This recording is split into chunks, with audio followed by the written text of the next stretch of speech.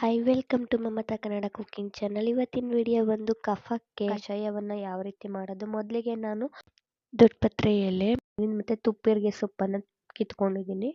ಇದಕ್ಕೆ ಗುಬ್ಬಿ ಸೊಪ್ಪು ಅಂತಲೂ ಕರೀತಾರೆ.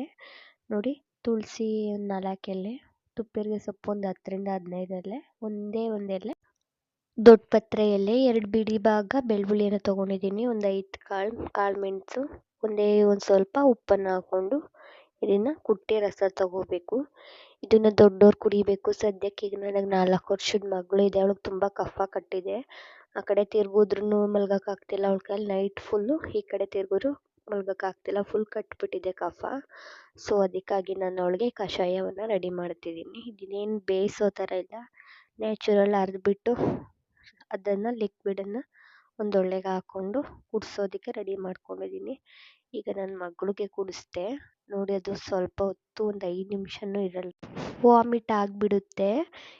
ಇದನ್ನು 1 ವರ್ಷದ ಮೇಲೆ ಮಕ್ಕಳಿಗೆ ಕೊಟ್ಟರೆ ಒಳ್ಳೆಯದು. ನಾನು ಮೇಲೆ ಬೆಲ್ಲ ಕೊಟ್ಟಿದ್ದೀನಿ ನೋಡಿ ನನ್ನ ಮಗಳಿಗೆ, ಕಹಿ ಹೊಡೆಯುತ್ತಲ್ಲ ಅದನ್ನು ತಿಂದುಬಿಟ್ರೆ ಕಹಿ ಎಲ್ಲ ಹೋಗುತ್ತೆ. ನೋಡಿ ನನ್ನ ಮಗಳು ಬಂದುಬಿಡ್ತು ನೋಡಿ, ಕಫ ಎಲ್ಲ ಬಂದುಬಿಡುತ್ತೆ ಹಂಗೆ ಕಟ್ಟಿರೋದು, ಎಷ್ಟೋ ರಿಲೀಫ್ ಸಿಗುತ್ತೆ. ಗುರ್ಗುರ್ ಅನ್ನೋ ಶಬ್ದದಿಂದ ನನಗೂ ಈ ಥರ ಆದರೆ ಕಫ ಏನಾರ ಕಟ್ಟಿದರೆ ನಾನು ಈ ಥರನೇ ಟ್ರೈ ಮಾಡ್ತೀನಿ, ನನಗೆಷ್ಟು ಸಮಾಧಾನ ಸಿಗುತ್ತೆ. ನೀವೇನಾರು ಹಳ್ಳಿಲಿದ್ದರೆ ತುಂಬ ಹೆಲ್ಪ್ ಆಗುತ್ತೆ ಈ ವಿಡಿಯೋ. ಹಾಗೆಯೇ ನೀವು ಸಿಟಿಲಿ ಏನಾರ ಇದ್ದರೆ ಈ ಥರ ಹಳ್ಳಿಗೆ ಬಂದಾಗ ಈ ಸೊಪ್ಪನ್ನು ಕಿತ್ಕೊಂಡೋಗಿ ನೀವು ಫ್ರಿಜ್ಜಲ್ಲಿ ಇಟ್ಕೊಬೋದು. ಇದನ್ನು ಪುಡಿ ಮಾಡಿ ಇಟ್ಕೋತಾರೆ ಒಣಗಿಸಿ. ನನ್ನ ಮಗಳು ಗುರಾಯಿಸ್ತಿದ್ದಾಳೆ, ಕುಡಿಸ್ಬಿಟ್ಟಲ್ಲಮ್ಮ ಅಂತ.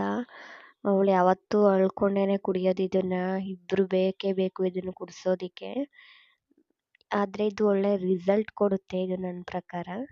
ನನಗೂ ಗೊತ್ತಿರಲಿಲ್ಲ ಈ ಕಷಾಯನ ಯಾವ ರೀತಿ ಮಾಡೋದು ಅನ್ನೋದು. ನಮ್ಮ ಅತ್ತೆ ನನಗೊಂದು ಪಾಪು ಆದಮೇಲೆ ಆ ಪಾಪು ಉಯ್ಯೋದಕ್ಕೆ ಶುರು ಮಾಡಿದ್ರು, ಆಗ ನಾನು ನೋಡಿಕೊಂಡು ನಾನು ಕುಡಿದೆ, ಆದರೆ ನನಗೆ ಒಳ್ಳೆ ರಿಸಲ್ಟ್ ಕೊಡ್ತು. ಅದಕ್ಕಾಗಿ ವಿಡಿಯೋ ಮಾಡ್ತಿದ್ದೀನಿ.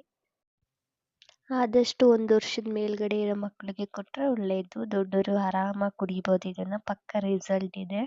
ನನ್ನ ವಿಡಿಯೋ ಏನಾರ ನಿಮ್ಗೆ ಇಷ್ಟ ಆದರೆ ಪ್ಲೀಸ್ ಸಬ್ಸ್ಕ್ರೈಬ್ ಮಾಡ್ಕೊಳ್ಳಿ. Thank you for watching.